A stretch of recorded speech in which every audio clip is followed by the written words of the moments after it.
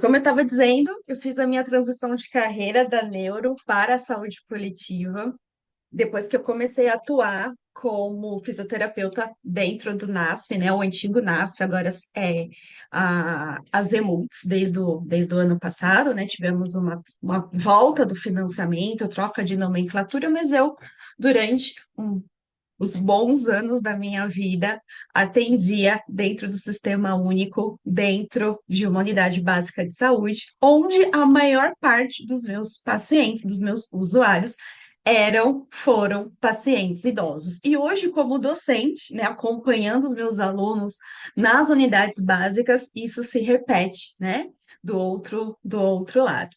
Então, a minha aula, minha pequena palestra aqui para vocês é a gente falar que é real, de fato, os usuários que compõem o atendimento que a gente faz dentro do Sistema Único de Saúde. E aí eu queria saber de vocês. Vocês sabem realmente o que é o SUS? Uma perguntinha bem básica. O que é o nosso Sistema Único de Saúde? É só atendimento? É só reabilitação? Saúde para todos? Obrigada, Bianca. O SUS, na verdade, é um direito de cidadania que nós temos. Todas as pessoas, independente se são nascidas ou estrangeiras, pessoas em situação de rua, o indígena, até mesmo os nossos tão amados pets, eles têm esse direito de cidadania de ser atendido pelo nosso Sistema Único de Saúde, que promove, né? Exatamente, Vanessa, saúde para todos. É um direito constitucional, né? Diferente do particular, que eu pego meu telefone, marco, ligo e marco uma consulta com o especialista. No Sistema Único de Saúde, a nossa porta preferencial é a atenção básica. É claro que UPA, hospitais, serviços de acesso aberto, eles têm a porta aberta, certo? E vão fazer esse atendimento para as pessoas dependendo da sua necessidade. Aqui, nesta noite, eu quero contar para vocês, vou restringir ao perfil epidemiológico desta nossa porta de entrada chamada APS, da nossa atenção primária, nossa atenção básica. Então, além da gente dizer que é um direito de cidadania, o SUS é um conjunto de ações e serviços públicos de saúde que compõe uma rede regionalizada e hierarquizada. É importante que a gente saiba sobre isso, porque eu, por exemplo, que trabalho no ABC Paulista, eu preciso ensinar para o meu usuário o porquê que ele vai fazer um exame em São Paulo, ou porquê que ele tem que sair lá de São Caetano, São Bernardo e ir para Santo André para fazer um exame ou um atendimento de um especialista que o meu município não tem, por conta da própria organização do nosso Sistema Único de Saúde, que vai ter como diretrizes a partir da descentralização. Então, a gente tem ali as três esferas de poder, a União, né, o governo federal, municípios e estados, dividindo a responsabilidade para cuidar integralmente da nossa população. E além da participação da comunidade, né, a participação social. Quando a gente fala de população idosa, e aí eu vou trazer um recorte do último censo para vocês, qual que é o quantitativo da população idosa que o nosso último censo registrou? Quando a gente pega uma faixa etária acima de 65 anos de idade, nós temos aqui no nosso país, dados do censo, mais de 22 milhões de pessoas, tudo bem? Se a gente vai pegar o recorte que não o INSS direito faz, mas o recorte para o Brasil, para o Ministério da Saúde, que considera todas as pessoas acima de 60 anos idosas, esse quantitativo salta para quase 29,3 milhões de idosos, tudo bem? Até 2030, logo ali, nós estamos chegando, vai superar o número de idosos, segundo o Ministério da Saúde, o número de idosos vai superar o número de crianças e adolescentes. Nem preciso dizer toda a transição epidemiológica, toda a transição demográfica que a gente vem acompanhando aí, não só no Brasil, mas em vários países do nosso mundo. Uma projeção divulgada pelo IBGE aponta que até 2060 nós vamos ter um percentual muito alto entre pessoas acima de 65 anos. Para ficar didático aqui para gente, um em cada quatro brasileiros será idoso. E aí, você que está pensando em fazer pós-graduação, você que está recém-formado, você que quer fazer transição de carreira, não sabe para que lado ir, gente, vai faltar pessoas gabaritadas e capacitadas para atender toda essa demanda que a pessoa idosa vai trazer aqui para gente. Tudo bem? Olha só, atendimento e o cuidado à saúde da pessoa idosa é prioridade sanitária, tudo bem? Desde 2006. Então, estados, municípios e o governo federal, com a nossa representatividade do Ministério da Saúde, já pactuou, já acordou que atendimento, pensar em envelhecimento saudável, pensar em ações intersetoriais, pensar em atendimento domiciliar, pensar em acolhimento preferencial, enfim, formar pessoas gabaritadas para atender essa pessoa idosa no SUS é diretriz do Pacto pela Vida, é prioridade sanitária. Tudo bem? Então, olha só. Quando a gente fala de população idosa, quando a gente fala de perfil epidemiológico das pessoas que são atendidas no nosso SUS, eu vou trazer aqui o recorte, principalmente que estão aí as nossas unidades básicas de saúde. Eu acho que todas as palestras dessa noite, acho, eu tenho certeza que todas as palestras dessa noite vai puxar o gancho para estas temáticas, né? Nós temos as doenças crônicas, sejam elas as doenças cardiovasculares, as doenças oncológicas, como a Carla apontou aqui para nós antes de mim, as doenças respiratórias crônicas, os agravos de causas externas, problemas agudos decorrentes desses problemas decorrentes, né, da agudização das doenças crônicas e também as condições relacionadas à saúde mental. Hoje, o Ministério da Saúde, principalmente para compor as equipes multiprofissionais que vão atuar dentro das unidades básicas de saúde, parte desses três princípios, desses três núcleos de atuação. Então, eu preciso ter profissional para diagnosticar e tratar doenças crônicas, eu preciso ter profissional para trabalhar com a reabilitação, e eu preciso ter profissional para trabalhar, diagnosticar e pensar em tratamento quando a gente fala de saúde mental. Então, independente do lugar que nós estejamos, né? Seja zona rural, zona urbana, Brasil Sudeste, onde eu estou, tem mais de 700 pessoas aqui, eu tenho por mim que está todo mundo espalhado. A gente precisa conhecer o perfil epidemiológico do meu território. Além disso, eu preciso conhecer a situação socioeconômica dos meus pacientes idosos, dos meus usuários idosos, a condição de saúde física e mental, a estrutura familiar, o grau de autonomia e a independência funcional. Então, sem essas mínimas informações, a gente não consegue pensar em termos de sistema único de saúde, tá? Em atendimento, diagnóstico e tratamento para essas pessoas, alocação de recursos, gente. Se eu sou gestora, dentro do meu sistema único de saúde, eu preciso de dinheiro para construir uma URSE, para construir uma unidade de referência para pessoa idosa, para construir um centro de referência para atendimento de doenças crônicas, que agora aqui em São Paulo a gente está com unidades especializadas em dor crônica. Eu preciso conhecer o perfil epidemiológico da minha população.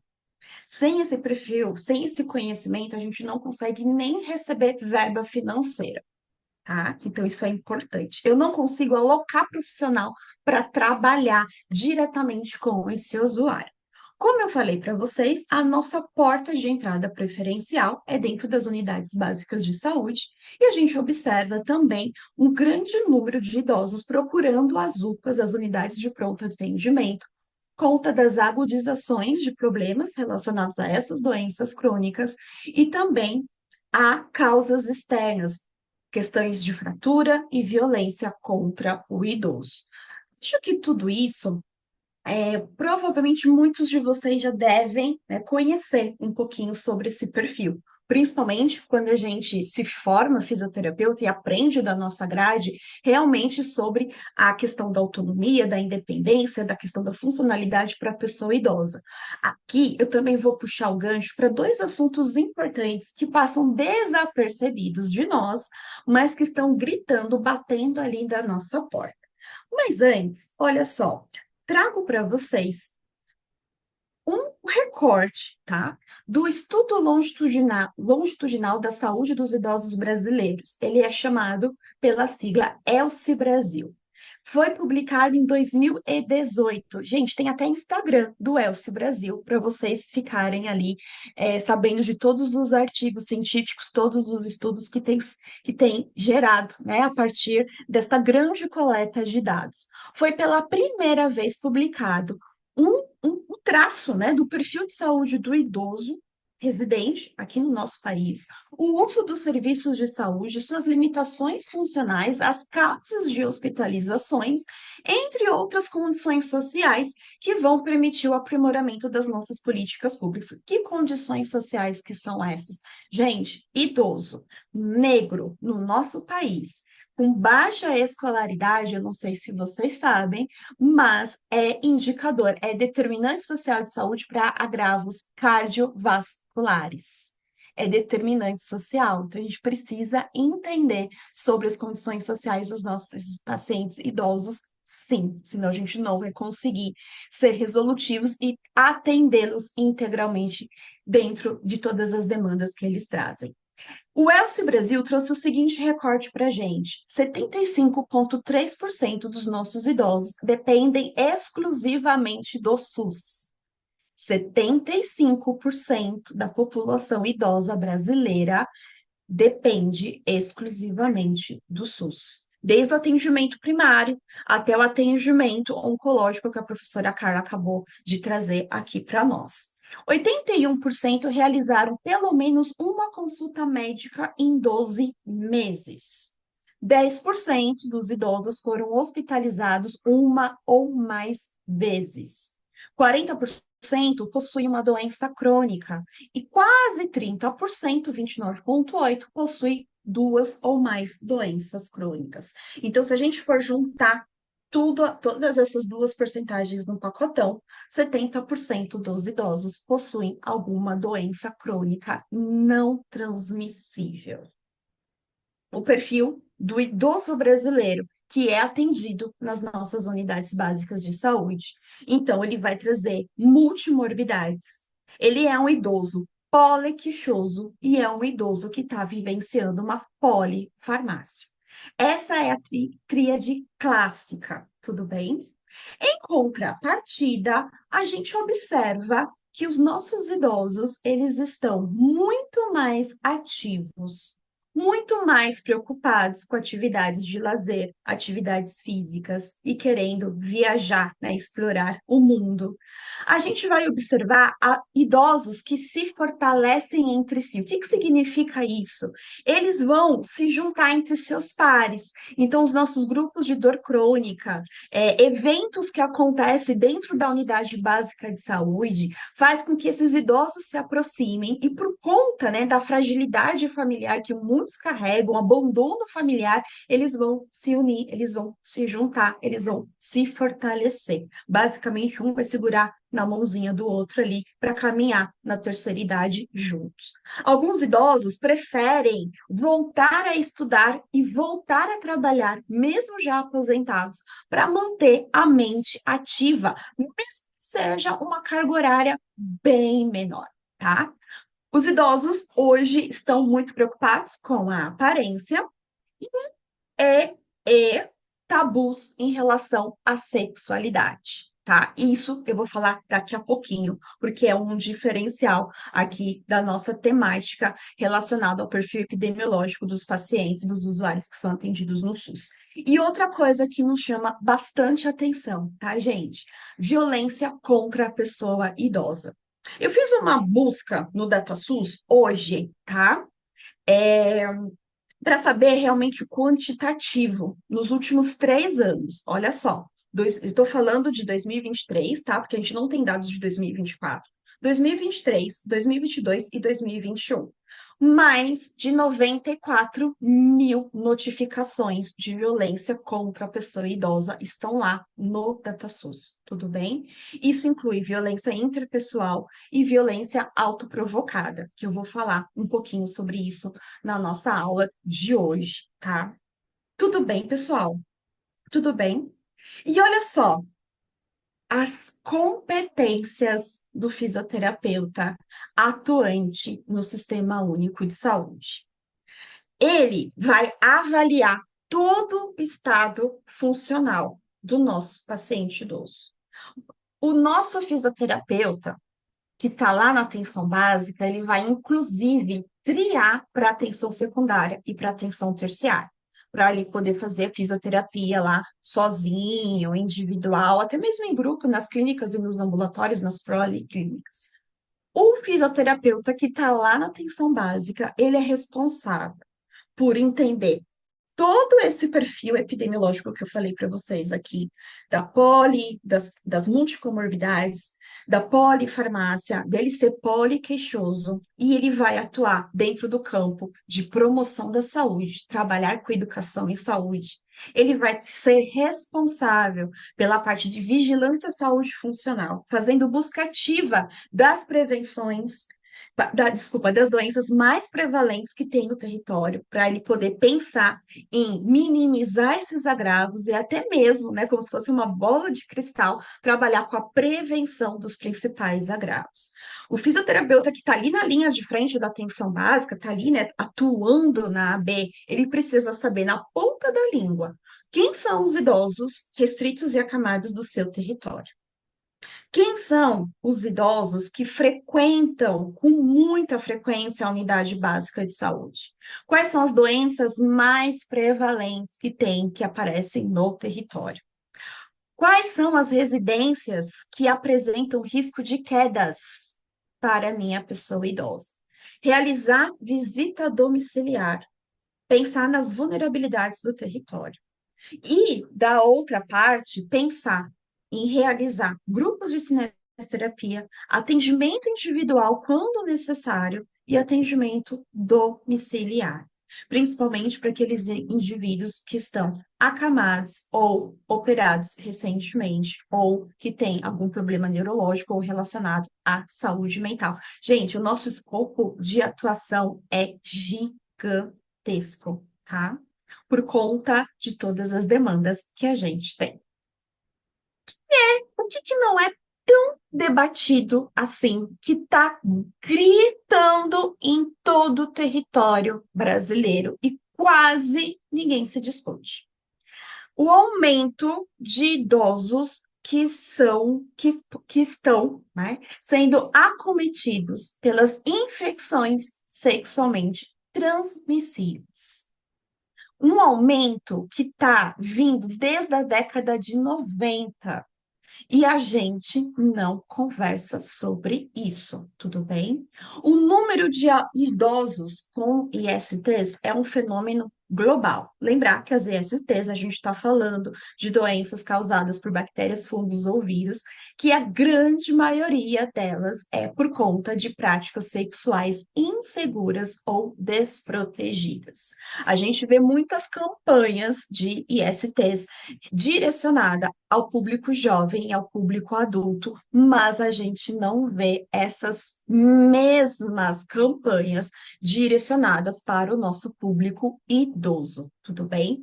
Como eu falei para vocês, isso vem batendo na nossa porta desde o final da década de 90. Olha só, devido ao aumento, óbvio, né, que a gente está observando da nossa população idosa, está aumentando as infecções sexualmente transmissíveis. No Brasil, entre os anos de 96 a 2004, subiu de 7 para 18% o número de idosos com algum ISTs.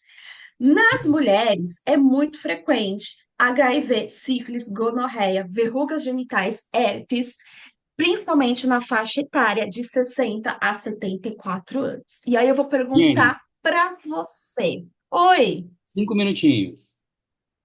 beleza, vou correr aqui. Vou perguntar para você.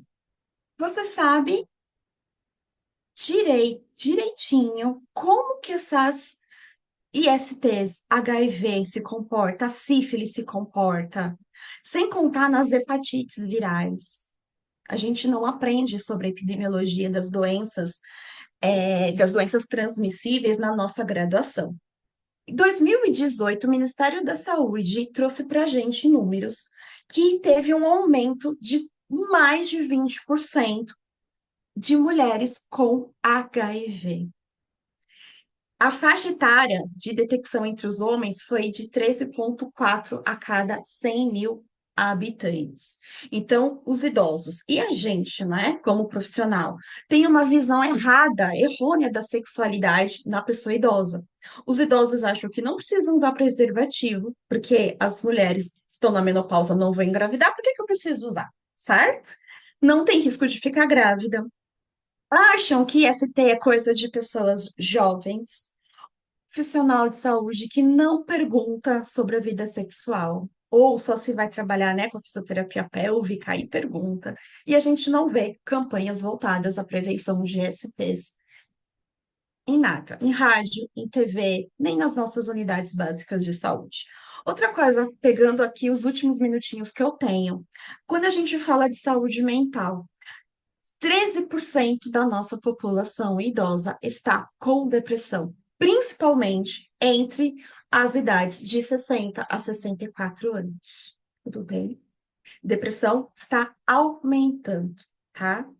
E uma outra coisa que a gente não está observando e a gente não se discute, as taxas de suicídio entre as pessoas idosas está consideravelmente se elevando nas últimas décadas, tudo bem?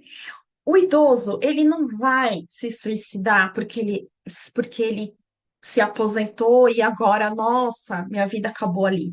Não é por conta da aposentadoria, é por conta dos desenvolvimentos de doenças, de sintomas, dos agravos crônicos que ele vai ter. A questão do isolamento social, a falta de apoio, solidão, o luto de pessoas queridas, né, filhos, amigos, patologias relacionadas a fragilidades, quadros demenciais e de depressão. Só para vocês terem uma ideia, gente, em 2019 foi feita uma pesquisa sobre suicídio em idosos pela USP e ela foi publicada agora em 2021.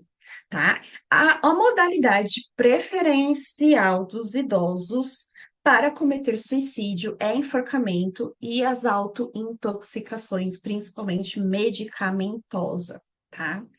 Só para vocês terem uma ideia, a gente acha que o maior número, né, faixas etárias de maior propensão ao suicídio é no jovem. Isso no jovem adulto, ok. Mas quando a gente vai analisar por faixa etária, a faixa etária principal está na população idosa. Tudo bem? Outra, só para finalizar aqui rapidinho, o idoso aqui no nosso Brasil, tá? Ele vai tentar 4 vezes. Na quarta, ele consegue ir a óbito. Aí eu pergunto para vocês, onde é que está a atenção básica? Onde é que está a equipe no acompanhamento longitudinal desses idosos? Onde é que está o nosso olhar para a gente entender os agravos de saúde mental desse idoso, né? A gente não olha, e outra coisa, esse estudo de 2021 ele vai falar das subnotificações. O que o artigo traz para a gente é o que está publicado lá no DataSUS, através do nosso Sinan. Suicídio em idoso é notificação compulsória, a gente precisa notificar. Além disso, faz um cruzamento das DOs, das declarações de óbito, com o que vem para o Ministério da Saúde, para a gente, né, realmente ter certeza ali se realmente estamos ali aumentando a taxa de suicídio. Aqui no nosso Brasil, as taxas de suicídio mais elevadas na população idosa é entre os maiores de 80 anos e depois vem a faixa de idade de 70 a 79 anos. Aí você vai falar, Jennifer, eu sou fisioterapeuta, eu não vou trabalhar com a saúde mental. E aí eu falo para você, você tem a cara de pau de falar que trabalha, faz uma avaliação multidimensional, que olha o indivíduo como um todo. E aí eu pergunto, mas você sabe reconhecer sinais e sintomas de agravos de saúde mental na sua pessoa idosa? Você avalia as questões sexuais na pessoa idosa? Você participa de capacitações dentro da sua unidade básica de saúde? Gente, tentar 4 vezes e conseguir na quarta, aí eu termino a minha palestra perguntando para vocês onde é que nós estamos? Onde é que está o nosso olhar para esses idosos que estão em sofrimento e a gente não está enxergando? Porque falar de perfil de doenças crônicas, todo mundo tem a receita de bolo, né? Todo mundo sabe tratar cardiovascular, está aprendendo a tratar os pacientes oncológicos, está aprendendo e está, né, e se capacitando cada vez mais para atender as pessoas com agravos respiratórios crônicos. E o outro lado da moeda? E as ISTs? E as depressões? E as ansiedades? E a redução do suicídio? Então, eu vou deixar para vocês aqui é, esse, essa pulguinha, né, atrás da orelha. Onde é que nós estamos quando a gente fala de avaliação de tratamento para a pessoa idosa? Qual é o nosso olhar? E o que que o meu território de atuação, independente de onde seja, o que que o meu território está fazendo por essa população? Tudo bem, gente? Desculpa se eu extrapolei aqui no horário, Lê. Imagina, Jenny, foi maravilhosa. Tem vários elogios aqui no chat. Não sei se você conseguiu acompanhar algum deles, mas humanizado, muito bom, muito bem abordado o assunto. Vários parabéns. Tem a Núbia Muito comentou aqui, obrigada. ó, que bacana, né? A Núbia comentou aqui que ela trabalha no SUS há 17 anos, mas ela gostaria que você falasse da atuação do físio na atenção primária e o acesso dessa clientela à fisioterapia. Ah, muito bem. Olha só. É, a gente pode fazer parte dentro das equipes de atenção domiciliar, tudo bem? E a gente pode fazer parte de que hoje nós estamos, a nossa nomenclatura é fazer parte das equipes multiprofissionais. Aqui em São Paulo, a atenção primária, nossas unidades básicas de saúde, elas são todas administradas por OS. Então, a gente acho que essa é a pergunta, né? Como que a gente consegue adentrar isso? Para atuar. Então, a gente tem que passar por um processo seletivo dessas OSs. E aqui em São Paulo, essas OSs, elas estão divididas por territórios. Então, se você falar, Zona Norte, eu vou dizer qual é a OS. Zona Leste, eu vou dizer qual é a OS. Na atenção básica, como que os pacientes chegam para nós, fisioterapeutas? Era através das equipes de estratégia de saúde da família que eles, organizações sociais de saúde, tá, Fabiane? É, encaminham as demandas para a gente discute os casos e a gente consegue aí fazer aquela divisão que fica na atenção básica, o que a gente precisa referenciar. Gente, a grosso modo, doença crônica vai ser sempre paciente da unidade básica de saúde. Se agudizar, se tiver um AVC, um AVE ali, realmente em menos de 6 meses, ele vai para atenção secundária. Mas essa galera toda vai ficar para a gente que vai atender, a gente que vai fazer visita, a gente que vai realizar grupos, a gente vai criar grupos fechados, grupos abertos. A demanda é muito para gente, tá? Quando a gente fala de outras regiões do Brasil, ainda essa entrada no Sistema Único de Saúde como físio é por concurso público. Então, eu sugiro você vai ter que fazer uma pesquisa, né?